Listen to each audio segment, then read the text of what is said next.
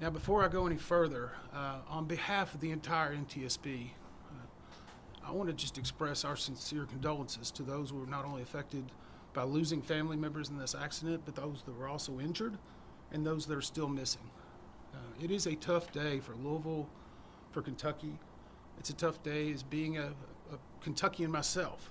And I know what a great community this is, how impactful those people that suffered and have died are, and we've seen it all day. We know it is tearing at the community, and we're deeply sorry. And we are here to try to find out not only what happened, but why it happened, and more importantly, how do we prevent it from happening again?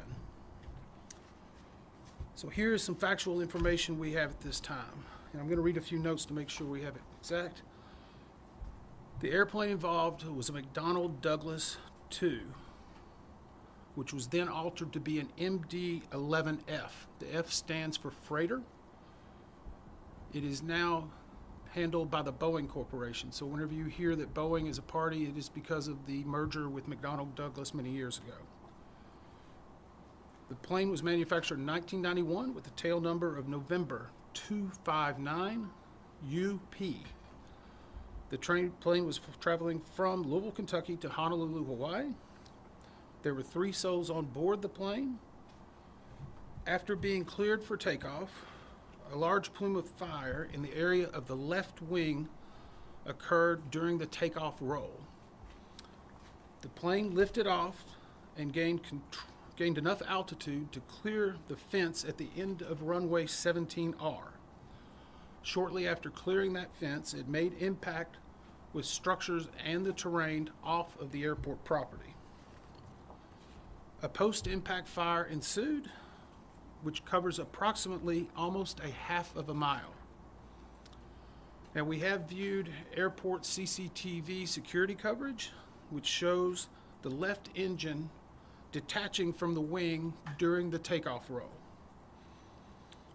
This and other videos, along with evidence we are finding, are a very valuable asset to our investigators in helping us hone further which areas we were going to be focusing on as we move into further days of the investigation. Now, let me tell you a little bit about our process at the NTSB.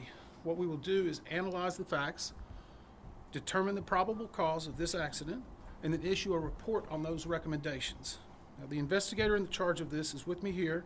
It's Chi-Hoon Shin, who has been with the NTSB for 13 years. He is one of our more senior investigators, and in fact was leading one of the groups during the DCA crash.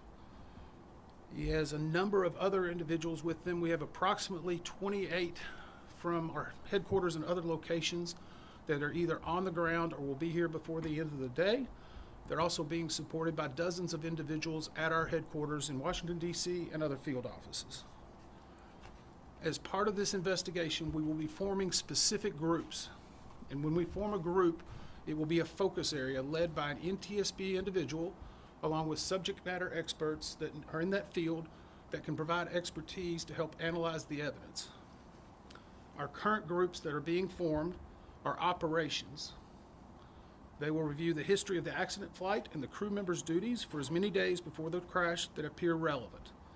Our structures group will document the airframe wreckage, the accident scene, including the calculation of the impact angles to help determine the plane's pre-impact course and altitude.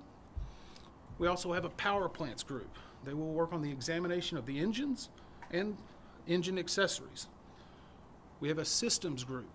They will study the components of the plane's hydraulic, electrical, pneumatic, and associated systems, together with the instruments and elements of the flight control system. Now, outside of that group, we have also brought in, and another group that we'll have will be maintenance, which will obviously be looking at maintenance records, any work that's been done on this plane for as long as back as needed. We are also bringing in specialists in air traffic control, human performance, aircraft performance, recorders, government relations, media relations.